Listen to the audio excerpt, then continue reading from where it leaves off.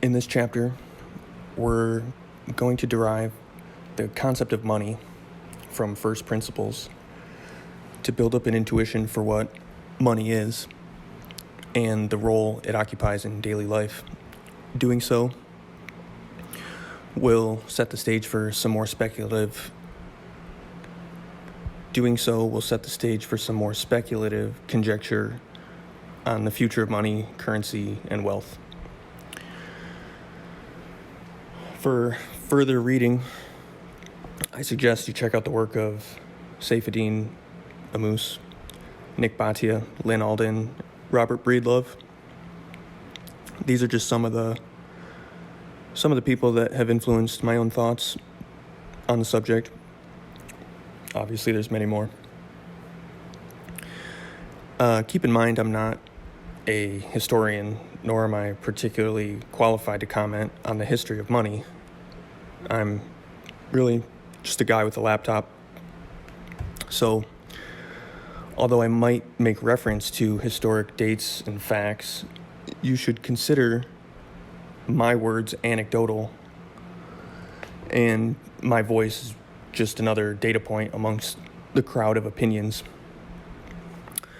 So, in lieu of objective precision, I'll attempt to give a conceptual overview of the evolution of money, the unique instantiations of which can be broadly attributed to general historic periods. Looking back, we find money has moved through a series of stages from barter to metals to paper contracts and finally to digital. If you take nothing else from this discussion, let it be that money can be seen as the most marketable good that emerges in a free economy. That means the answer to the question, who says what money's worth, is that we define what constitutes money both personally and collectively. But to truly own and control your money requires that you define the terms and the rules of the game, that is, the rules of monetary negotiation. And that's what we're going to do right now.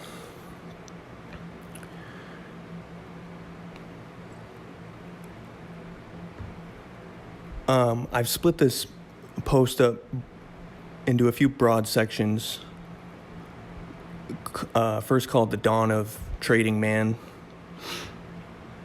And then we talk about metals, the reign of precious metals. I've kind of already alluded to this, but after that is the contract layer, money as in terms of contracts. And then we introduce the concept of fiat, or money by decree. And then finally, we touch on Bitcoin. It's especially insightful to look at the evolution of money over time, as without history, we would have trouble articulating the significance of money in the modern day. The information age, now fully underway, sees humans having seemingly outgrown the forms of money that dominated pre-industrial society. In our time, we're thus confronted with the need to make the next quantum leap forward in the technology of value exchange. We can describe the history of man by a few characteristic epochs separated by bursts of great technological change. Those are the Paleolithic, or pre-agricultural, followed by the Neolithic, or post-agricultural, followed by feudal and monarchical organizations, up to the Industrial Revolution, and post-industrial through to today and forward into the Anthropocene. The transitions out of one epoch and into another are not strictly delineated in time, because in reality, civilizations waxed and waned at different times across the globe, and admittedly, my own knowledge is biased as a Westerner. But the meandering course of history from Stone Age man to the modern information age, when viewed in hindsight, reveals the major stepwise leaps in monetary technology along an overarching path of progress. Long ago, man was comprised of hunter-gatherer communities that lived nomadic lifestyles. They had to have been capable of traveling large distances in search of food. We can assume the idea of money was not a concept in the minds of archaic men and women, certainly not the way we think of money today.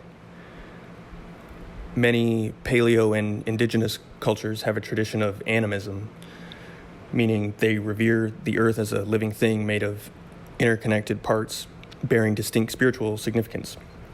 As such, there was sparsely any concept of personal property rights. If anything, the currency of the time was made up of favors shared between persons of the tribe, along with the quaint adornments that could be carried and worn for aesthetic or symbolic reasons. Prehistoric man no doubt had an instinctual knowledge of the tools and means of survival, such as food, shelter, and a healthy family. Wealth was something attained by the tribe as a whole and likely wasn't a term applicable to individuals.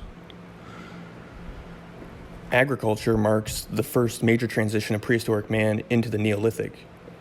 Only once agriculture had been established were humans able to settle and cultivate patches of land for long periods of time. Estimates place the beginning of agriculture at around 10,000 years ago. What would have been the means of value exchange for an agrarian society? In addition to the usual exchange of food, clothing, and tools, man may have also traded in human labor and livestock. We can imagine the agricultural age ushered in the concept of property rights. Surely it would have been implied that he who tended the land had rights to its harvest, although in the absence of a rule of law, it's likely any conflicts over land rights would have been settled through tribal skirmishes. Trade would have largely been handled through barter, which meant that a buyer and a seller each had to possess the thing that the other one wanted. Money as a concept for facilitating trade began to emerge in rudimentary forms, perhaps. However, like Paleolithic man, a formal definition of wealth was not necessary in order to recognize it when you see it. Any resources and means of survival constituted the wealth of families. For the first time, the ownership and inheritance of land made possible large disparities in wealth. Where the modest possessions of peasants were communal, the wealth of large societies was mostly feudal and largely residing at the top. Think of the pharaohs of Egypt, where kings were synonymous with gods. Other examples of early agrarian societies were Sumerians, Mayans, and ancient China. Civilization advanced through classical antiquity, seeing the rise of great empires like the Greeks and Romans, making way for great strides in scientific reason and creative arts. With the advent of metallurgy, that is, using heat for the crafting of new metals and alloys, coinage had come on the scene. The earliest appearance of gold coins are thought to predate even the Romans. Coins were made to serve one very simple yet powerful purpose, which is to convey value over space and time. A coin in itself doesn't do much to aid the survival of a human, as you can't eat it or use it to heat your home. It does, however, serve quite well as a marketable commodity, meaning it can be readily sold or liquidated for other real goods and services, the things which do confer the means of survival. The adopting of gold coins meant that barter was no longer the only method of conducting trade. This is also one of the major technological leaps enabled by man's gift of abstracting our physical reality with new concepts for the sake of convenience and efficiency. The simple monetary abstraction of coinage is as formative and instrumental to human flourishing as language and writing, art, science, and computers. Precious metals in various forms, whether coins, bars, or jewelry, was the substance of money for a remarkable length of time that survived the rise and fall of empires. Once gold was established as money, it served as a highly stable monetary base for millennia. It's arguably because of gold that we're able to define the qualities we look for in a sound money as we know it today. Auxiliary monies, or proxy monies, can act as a stand-in when a more pure base money like gold isn't available. This is natural because it harkens back to the days of barter. There's a continuous spectrum of resources ready to step in to serve as the means of trade, whether in the form of tools, clothing or furs, food, spices, minerals, and seashells, people will freely substitute these proxy monies as often as necessary without being told to do so. In other words, we have a natural propensity to monetize scarce goods. Secondary monies may derive value from being either scarce or useful, but when it comes to preserving value for any length of time, they'll always be replaced by the harder money. That is the thing which is fundamentally harder to produce, like gold. And it's here we distinguish store value from medium of exchange. The phenomenon is encapsulated in Gresham's law, which describes how softer auxiliary monies are spent first into the economy, while harder monies, by being hoarded, gradually fall out of circulation. One of the more illustrative examples of money as an abstraction are monolithic stones used by some indigenous cultures. The stones themselves don't actually move or change hands, rather the ownership or custody of the stones is maintained by spoken tradition.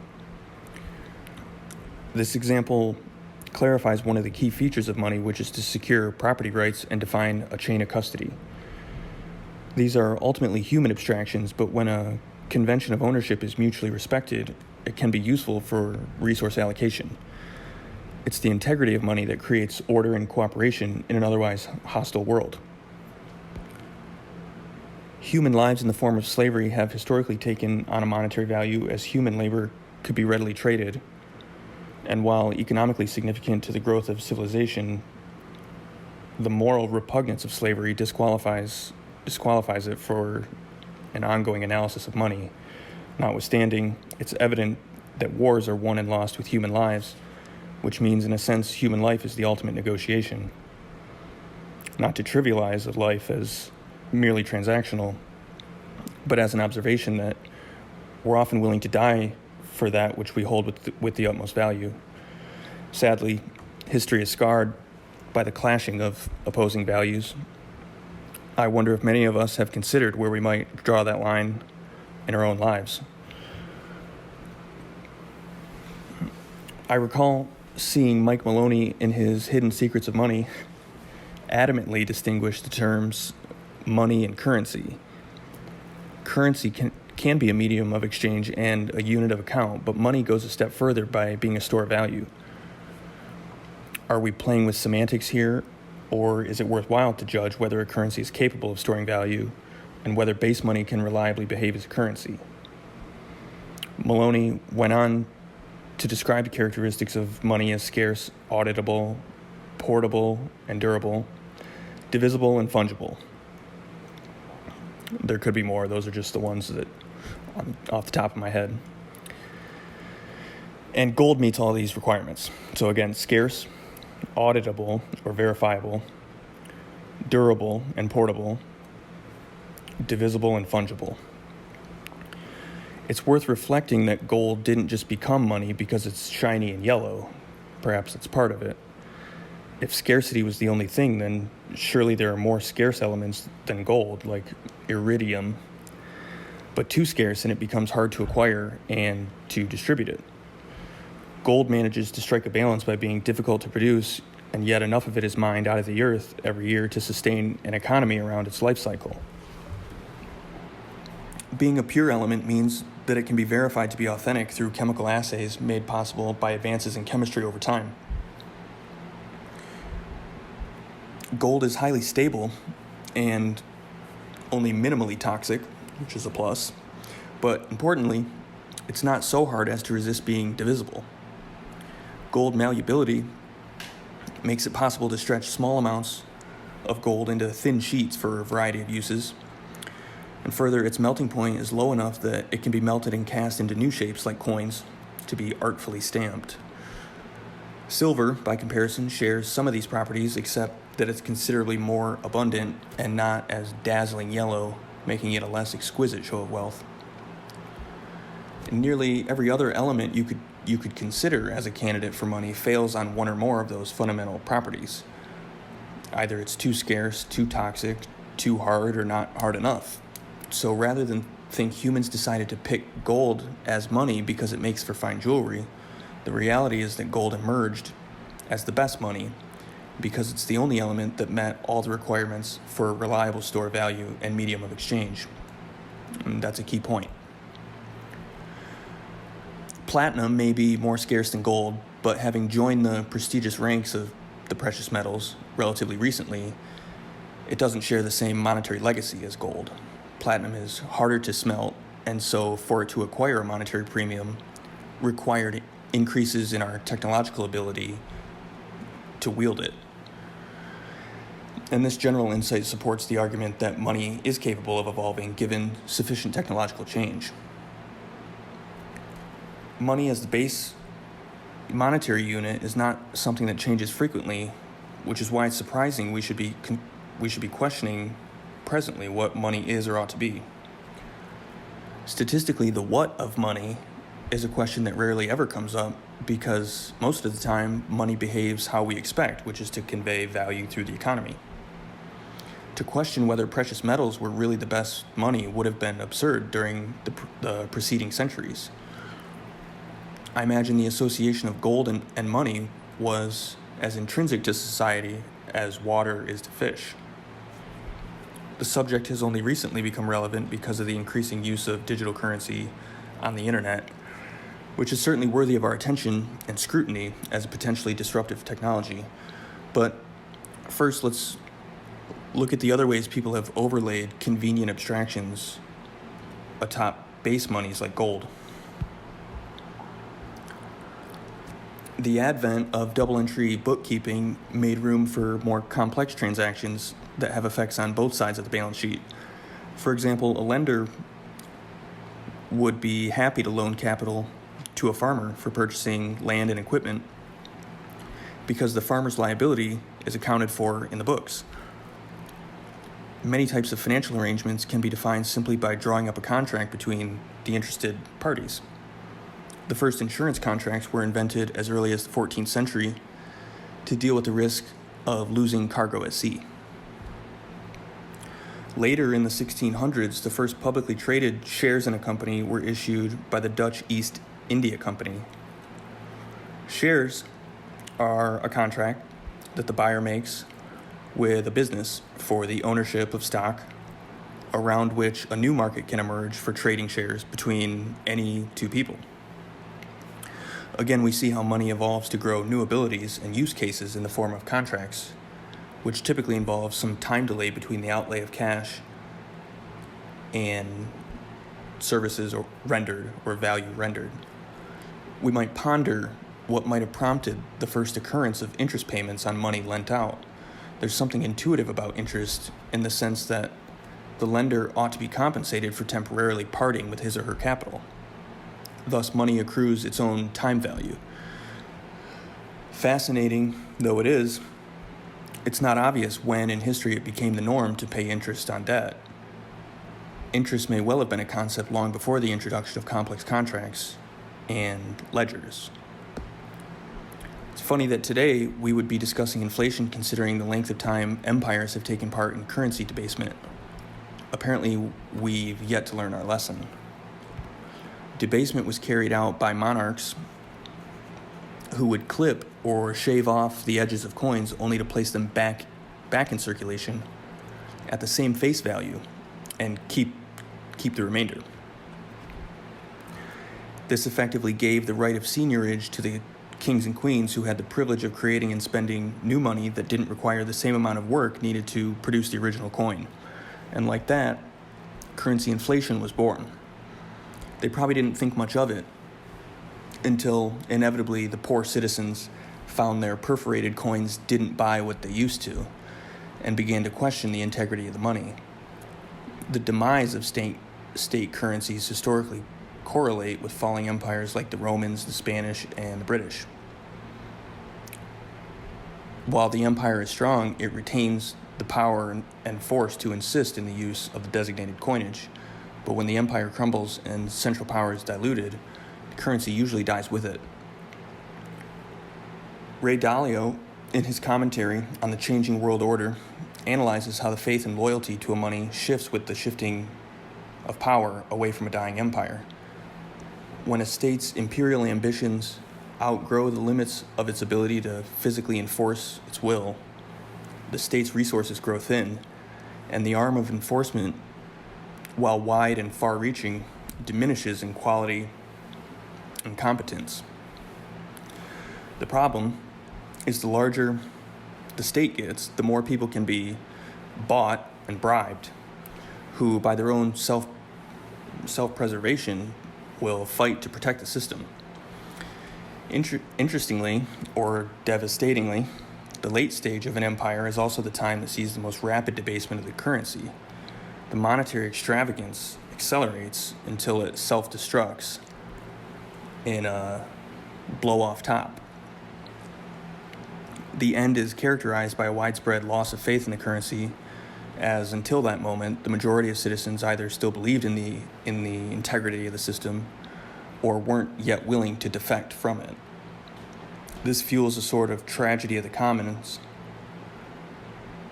where everyone's allowed to pass the buck. State officials and politicians are seemingly exempt from responsibility for the state's implosion, instead pointing to external instigators. Alas, the only game they know is that of political maneuvering. Dalio doesn't mince words when he suggests the American empire may be in such a position today. Arguably, we'll only know for certain in retrospect when all the cards have been played, as state-level transformations take time to materialize. I admit I'm torn on the matter. Being American, I wouldn't encourage or outwardly hasten a potential decline, seeing as it might be viewed as a tacit endorsement of competing global superpowers. But neither am I naive or ignorant to the reality that Dalio so convincingly portrays. I would like to see it as an opportunity for America to wake up to the need to reinvest in innovation domestically, as failure to evolve socially and technologically may indeed spell trouble. Like withering empires whose influence crumbles under the weight of bureaucracy, the Catholic Church's central authority was undermined by radical technologies like the printing press that made it possible to easily distribute information. The Church's paternal authority was gradually replaced by governments, democratic or otherwise, which, assuming the seat at the root of social hierarchy, controlled the flow of information through newspaper, radio, and TV. Media and programming has since expanded beyond state boundaries to form conglomerates of multinational interests and non-governmental organizations with loud and pervasive megaphones, although the internet, for better or worse, has helped level the playing field of new ideas. Indeed, all the money in the world won't stop an idea whose time has come. The evolution of governance naturally brought with it advances in monetary technology. Enabled by the state's enforcement of property and rule of law, central banks became the sole arbiters of monetary truth, forming the base layer of economic trust, which we know today. We shall again see how freedom of information exposes the cracks in the system inherited from the days of feudalism. The unraveling of the state monopoly on money creation is as monumental in redefining the social contract as was the separation of church and state. So let's dig a little deeper. The modern central bank has roots as far back as the 1690s with the founding of the Bank of England, and many of its functions have persisted throughout the last 300 years. Those principal functions are to provide custodial banking to governments and small local banks, to issue currency, to control the cost of capital by setting interest rates, and finally to be a lender of last resort. Not coincidentally, the central bank gives home to large stores of gold held in custody both for its own government and on behalf of other world sovereigns. Central banks grew out of a world that ran on a gold standard for centuries. Originally, it was the gold reserves that granted the bank its authority to issue currency, and in doing so presented a layer of financial trust between nation-states on a scale previously unprecedented. Presumably concurrent with the rise to prominence of central banking, people came up with the idea of issuing paper certificates to represent claims on physical assets like gold, and once the roots of paper took hold, the fate of fiat was sealed and the gold standard was sharply undermined. The convenience and efficiency of paper is just too great to be ignored. Imagine attempting to cart a wagon full of gold across the western frontier of colonial America. Presumably anyone working during the gold rush would have invested heavily in protection. It's much easier to transport a check or money order from the bank for long-distance transactions. The physical money doesn't need to leave the four walls of the central bank in order for deposits to change hands by a simple ledger entry. Paper is a viable alternative as long as people have faith that it's ultimately redeemable. But being a step removed from base money, it also presents a new set of challenges, namely trust. Gold coins, by contrast, can be traded peer-to-peer and settlement is final. Bills can be fungible, but only if everyone has faith in the same currency and that there's reason to believe a bill is authentic and not counterfeit. Paper money in America was initially clunky and disorganized because many banks were scattered across the country who all issued their own bills. And this made fungibility difficult and hence the inspiration for the Federal Reserve. To standardize the system of paper money, a central bank assumes the exclusive role of issuing currency and redeeming bills for physical monies upon request. This introduces an element of trust that wasn't necessarily present on a purely gold standard. Kind of repeating myself, but the natural extension of this arrangement is that the bank may end up issuing more paper than it holds in physical money, like gold and silver. In fact, the bank is allowed to operate on fractional reserves as long as everyone doesn't come for their deposits at once. While paper alone carries little weight outside the context of banking, dollars derive their value from the legal contract they represent, which is to serve as legal tender. The U.S. government upholds the integrity of the dollar through a rule of law, as well as denominating tax revenue in dollars. And we call this arrangement fiat, or money by decree.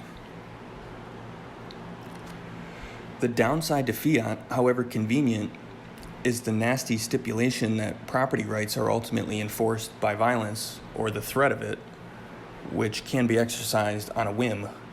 And this is the real crux of the issue, namely that the state, with its implicit will to violence, protects property rights for some, but meters out that protection unevenly to its constituents. If violence is too strong a word here, imagine being evicted from your home for not paying property taxes, and you realize the degree of coercion implicit in the contract we make with the state. The Constitution and separation of powers were designed by America's founders to prevent the centralizing force of power. However, the monopoly on money creation, not surprisingly, tends to consolidate power and further increase wealth disparity. The result is a state of cronyism, where the decision of whose rights are upheld are arbitrary and opaque and subject to the political winds of the day. The ability to weaponize the financial system in the form of sanctions was laid bare in 2022 when the interbank protocol SWIFT shut the door on Russia's foreign assets. Until then, economic sanctions were par for the course when it came to Western diplomacy, but the ripple effects of censorship on the level of global reserve assets will have lasting impact on the integrity of what was once deemed the full faith and credit of the United States. In John Perkins' Confessions of an Economic Hitman, we're exposed to the true gravity of central bank influence on developing countries.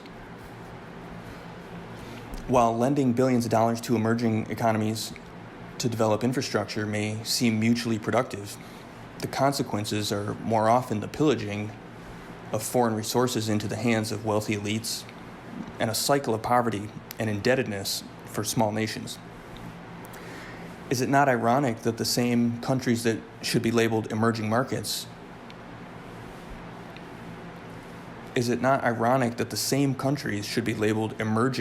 for consecutive decades? Presumably it's not a lack of human or natural capital that would prevent them from flourishing along with so-called developed nations. The IMF, however, has made it their business for much of the last century to engage in international lending and extracting financial seigniorage every step of the way. Remember, a loan in fiat money is purely contractual in nature and only exists on paper and in computers. The financial assets loaned to developing countries is largely funneled back into the large contractors hired to build out the infrastructure, and then to repay its debt, the country in question can be pressured to give up rights to the real assets like land, oil, and minerals. So to round out our analysis of the post-industrial fiat standard, we're left to contend with the inconvenient notion that a good deal of global commerce every year manages to slip through the cracks, as it were, of the formally regulated financial system. When, for example, a transaction occurs between willing parties, yet funds are able to skirt tax reporting requirements and make their way back into the economy through shadowy type schemes, then financial authorities have a problem they call money laundering.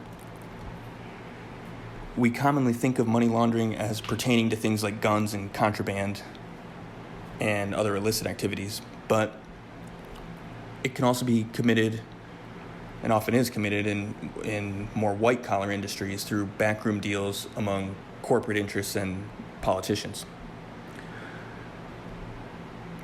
I have no experience on any particular methodology of money laundering. What I can say is that the concept is itself a flawed notion because it insists that the legal economy, above board and compliant with regulation, is separate and distinct from the so-called black market. But money earned through illicit activity is no less valuable or fungible than money earned as a legal employee. It all occurs in one global economy. The difference is simply a matter of what the government deems legal, which is subject to change, like the terms and conditions that are too long to read. Let's briefly dissect the implications of this double standard of economic activity. Trade conducted in the formal economy is good for regulators and tax collectors who, acting as gatekeepers, help to control the flow of commerce, whereas black market activities do not explicitly benefit those same financial authorities, and regulators make it their business to criminalize illicit finance. Unfortunately, the result of this cat and mouse game is that state-sponsored entities can themselves perpetrate crime and morally questionable acts in the name of countering criminal financing. Terms like terrorism are used to describe those who refuse to cooperate within the politically correct economy. Meanwhile, the state is justified and altogether absolved of culpability when it confiscates the assets of its adversaries. So in effect, anti-money laundering laws allow the largest bully on the block to behave as the arbiter of justice, residing above and beyond the reach of its own rule of law. Money laundering and terrorist financing create a specter in the mind of all that is financially evil, and thus provides a convenient front for the continued collection and surveillance of transaction data and customer data of law-abiding citizens. Personal data that can be used to manipulate social behavior or fall into the hands of cybercriminals. The solution to the conflict between surveillance and consumer protection is arguably as elusive as stopping all black market crime. But we would be wise to thoughtfully examine which activities are morally wrong versus those which have been arbitrarily constructed by regulation to discriminate legality from the supposedly illegal. The intractable problem of money laundering, combined with the above mention of coercion, censorship, and monetary seigniorage, have helped us build up a case for why the world is long overdue for an evolution in money. As long as there have been centers of control, there's been corruption. When states become large and powerful, For a time, people are allowed to forget about the value of real assets. The currency becomes the most important thing that people earn and spend, but inevitably the obsession with money creates wealth disparities that historically have required revolutions to unseat the centers of power. Only when society becomes unstable and insecure do people again discover the necessity for real assets like land, fuel, food, and guns. Historically, episodes of war and humanitarian crises are drivers of rapid currency inflation. Invariably, the currency will decouple from the value of the real assets that once backed it, and those holding cash see their wealth evaporate. Old currencies die and new ones are born, and the cycle starts again. However, the rules of monetary negotiation appear to be shifting as fast as the internet changed the information and media landscape. We might fairly recognize that the state, by upholding a rule of law, provides relative safety and stability to the social structure, that without it, the world might otherwise be a more dangerous place. After all, we can say somewhat glibly that the state has a monopoly on violence, but the shrinking of the state by the decentralization of money doesn't necessarily imply a corresponding shrinking of violence. Rather, the power of lethal force is likely to balkanize and spread out to defend disparate territories and jurisdictions. What survival looks like when the thesis of the sovereign individual becomes manifest is perhaps a subject for a future blog. Might the libertarians, in their view of voluntary non-aggression, be as guilty of utopian thinking as socialists pushing for equal outcomes for all? Might the state have some residual role in society even after wresting the tools of monetary policy from the hands of central planners? I think governments do form spontaneously in local communities out of a spirit of cooperation. We don't naturally opt for anarchism when dealing with our own neighbors. Maybe you do. At the same time, living in a globally connected world invites the rise of, and arguably the need for, globalist agendas and governance. Still, I would see it as an improvement if government of the future resembles more of an opt-in organization offering its own perks of membership rather than an involuntary control mechanism. The democratizing of monetary technology in a digital world will help ensure that future by fundamentally changing the calculus of violence with respect to property. The internet arguably brought disruption to every industry that it touched, and money itself is not immune from the path of disruption. The case for digital cash was known nearly as long as the internet itself, although the technology took several more years to mature. The financial system, up to now, has survived on technology that may have been suitable for railroads and plantations, but wasn't designed to handle the kind of light speed payments that we expect today. The slow-moving Goliaths that are the financial institutions have so far resisted change and upheaval to the tools of monetary imperialism, but alas, old habits die hard. Seeing the need for innovation, fintech companies and neobanks have stepped in to make digital dollars a bit more smartphone friendly. Meanwhile, physical cash is being phased out as being perceived as dirty and associated with crime and nefarious activity. Internet-enabled digital dollars may be a slight improvement over the fiat equivalent of snail mail. However, this doesn't actually address the issue of trust baked into the fiat contract. In fact, it's significantly more pronounced, the issue of trust, considering the reality of financial surveillance, censorship, and custodial risk. The asymmetric control of financial intermediaries will only grow in size and scope as technology improves. It's for these reasons that freedom and privacy advocates see an urgent need to right the ship, so to speak, and put monetary sovereignty back in the hands of individuals. It's here we arrive at the subject of Bitcoin, having done a careful analysis of the history of money until now. I maintain that Bitcoin represents the next quantum leap in financial technology, and like monetary innovations before it, Bitcoin need not invalidate previous forms of money. Rather, it expands on the utility of money, upholds individual property rights, and rides on the same social trust that propelled economies for centuries. I won't rehash what can easily be found in 5 minutes of Googling the basics of Bitcoin, but instead give a more philosophical commentary on why Bitcoin matters. Suffice it to say, Bitcoin is a superior money than anything we've been accustomed to. In the language of product design, Bitcoin provides a superior user experience when it comes to payments and savings.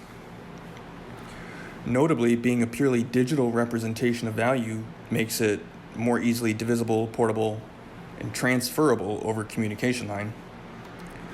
Unlike a bank balance, owning Bitcoin involves no counterparty and no centralized entity granting you permission to your assets. What you think of as your dollars are really someone else's liability. As such, fiat currency entails counterparty risk all the way down, and settlement is never final. Whereas every Bitcoin transaction is final and irreversible, which to the uninitiated may sound scary, but also makes for an incredibly trustworthy system of resource accounting that works exactly as intended every time, with no censorship, no confiscation, and no chargebacks. So who says what Bitcoin is worth? Is Bitcoin even allowed to be money?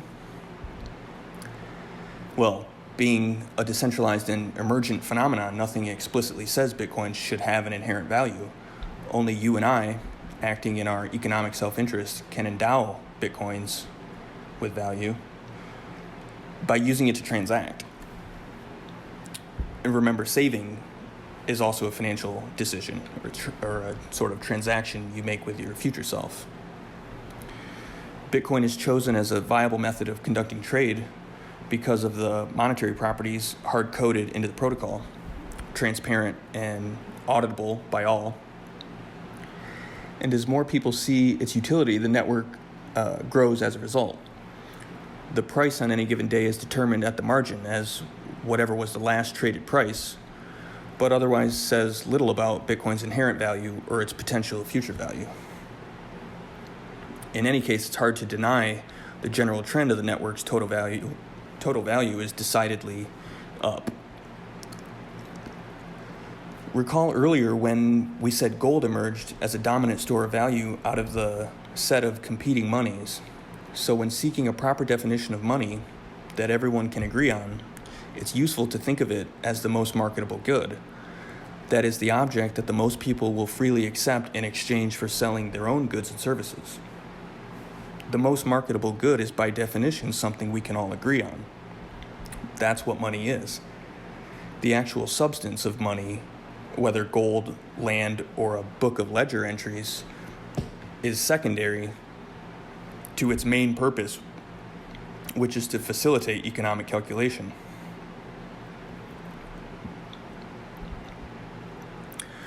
I think one of the key lessons in all of this, and often the biggest hurdle, is to recognize that Bitcoin can serve as one form of money despite its virtual existence in cyberspace being largely intangible, besides the replication of data across a network of computers.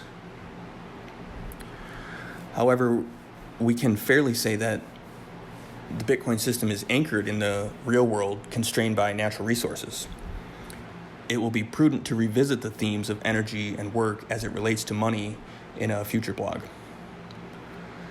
As a side effect of being the most marketable good, the market for such an asset becomes the deepest, most liquid market on Earth, and that's a recipe for the making of a world reserve currency. Proponents of Bitcoin are often fond of referring to it as pristine collateral. It can serve as collateral in financial contracts, and not only that, but Bitcoin is far and away the preferred form of collateral for the reasons discussed, namely security and transparency.